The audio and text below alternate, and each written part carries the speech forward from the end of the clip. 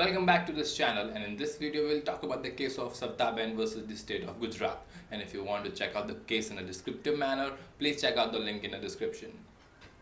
So the facts of this case revolves around section 125 of CRPC, which talks about order for maintenance of wives, children and parents.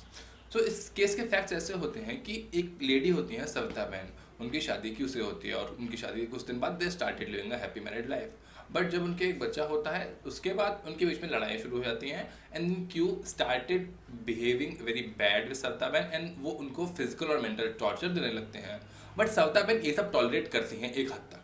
और फिर जब सविता बहन को पता लगता है कि Q is having an illicit relationship with Vinita बहन, जो कि एक डिफरेंट लेडी है, तो उसके बाद वो कहती हैं okay this is enough, now I am going to file a suit for maintenance under section 125.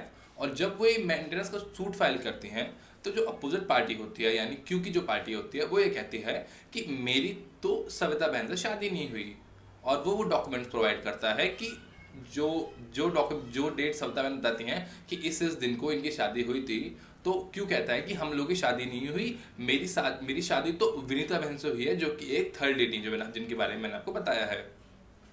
और वो सारे डॉक्यूमेंट्स प्रोवाइड कर देता है कोर्ट को. तो कोर्ट ये कहता है कि okay we do not approve the documents of Q but we are able to give the maintenance to Savita बहन. तो कोर्ट कहता है कि क्यू से कि तुम 325 रुपये सविता बहन को दो. तो उसके बाद क्यू कहता है ओके मैं दूंगा. उसके बाद क्यू जाता है हाई कोर्ट. क्यों हाई कोर्ट में जाके ये कहता है कि देखो ये मेरी अपील है और मुझे इसको मेंटेनेंस नहीं देनी क्योंकि she is not my wife. उसके बाद हाई कोर्ट भी ये कहता है कि okay no issues but you have to give her maintenance. अब हाई कोर्ट ये प्रूव नहीं करता है कि क्यों दो, बट हाई कोर्ट कहता है you have to give maintenance to the lady and to the child of 500 rupees.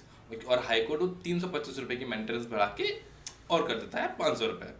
उसके बाद वही अपील लेके जाते हैं ये लोग सुप्रीम कोर्ट.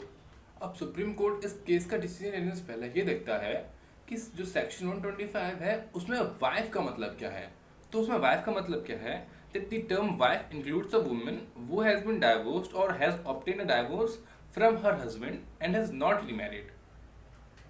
But जो ये केस है इसमें सविता बहन की तो शादी ही नहीं हुई है क्यों से. तो कोर्ट को मजबूरन ये कहना पड़ता है कि वो चाहता है कि सविता बहन को मेंटेनेंस मिले, but court according to this section 125 नहीं दे सकता है क्योंकि उसमें जो टर्म वाइफ इंक्लूड है it means a legitimate marriage, और जो कि सविता बहन हमारी प्रूव नहीं कर पाई.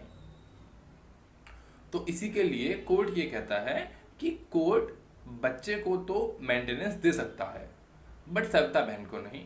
बट जो हमारे क्यू भाई साहब हैं उन्होंने बहुत ही ज़्यादा ह्यूमैनिटेरियन जेस्चर दिखाया और उन्होंने 2 लाख रुपए सविता बहन को दे दिए फॉर द मेंटेनेंस और चाइल्ड को एक particular amount of money per month देने की प्रॉमिस करा. बट कोर्ट ने सविता बहन केस के काफ़ी दिनों बाद अपनी जजमेंट्स में ये कहा कि भले ही सेक्शन 125 के अंदर ऐसे लोगों को मेंटेनेंस नहीं दे पाएंगे जिनकी लेजिटिमेट शादी नहीं हुई है, but still they can get maintenance under Protection of Women from Domestic Violence Act 2005. So as you can see what Supreme Court does, it does the complete justice. I hope you have understood the case and thank you for watching this video.